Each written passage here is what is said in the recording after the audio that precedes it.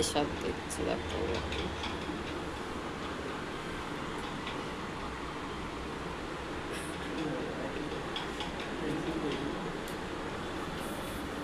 দিদি দাঁড়িয়ে যাচ্ছে, কথা আমাদের দাঁড়া হয়।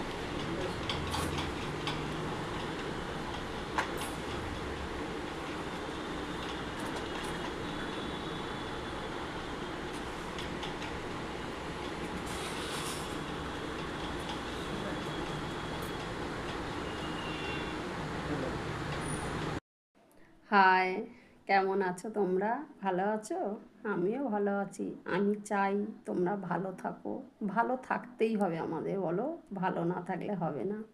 তা চলো, তোমরা জানতে চেয়েছো আমার মাকে ডাক্তার দেখিয়েছি কিনা। হ্যাঁ গো বন্ধুরা, আমার মাকে ডাক্তার দেখিয়েছি। ডাক্তার 1 মাসের ওষুধ দিয়েছে। বললো 1 মাস ওষুধ খেয়ে হাঁটুর তো অসহ্য যন্ত্রণা হচ্ছে মায়ের, তা সেই হাঁটুর এক্সরে করে ডাক্তারের কাছে নিয়ে যেতে বলেছে। ডাক্তারবাবু বলছে যতক্ষণ না এক্সরে করবো আমি বুঝতে পারছি না হাঁটুর কী পরিস্থিতি। তা 1 মাস ওষুধ খাওয়ার পরে আমরা এক্সরে করে মাকে নিয়ে যাব। কিন্তু বন্ধুরা, তোমরা তো আমাদের পরিবার হয়ে গেছো, আমিও তোমাদের পরিবার হয়ে গেছি।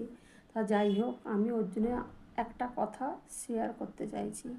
দেখো, আমার সত্যি কথা বলতে আমার বাবা নেই। আমার বাবা 2009 আমার বাবা মারা গেছে। বর্তমান আমার মা বেঁচে আছে। তা আমার 2 ভাই আর আমরা 4 বোন। তা আমার বাবা মারা যাওয়ার পর থেকে আমার 2 ভাই কখনো মাকে কোনো কষ্ট দেয় না, আঘাত দেয়নি।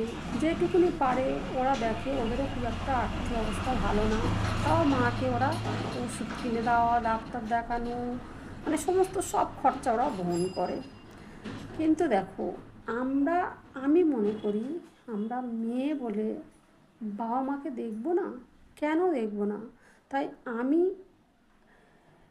1 টাকা পারলে 1 টাকা দিই, 2 টাকা পারলে 2 টাকা দিই। আমি যখন যেমন পারি আমার মাকে আমি তেমন দেখি। আমি শুধু না, আমরা 4 বোন সবাই দেখি মাকে। আমি চাইছি তোমরাও বন্ধুরা সবাই এগিয়ে আসো, বাবা মার পাশে দাঁড়াও, বাবা মাকে দেখো, পাশে আমরা থাকি। আসো।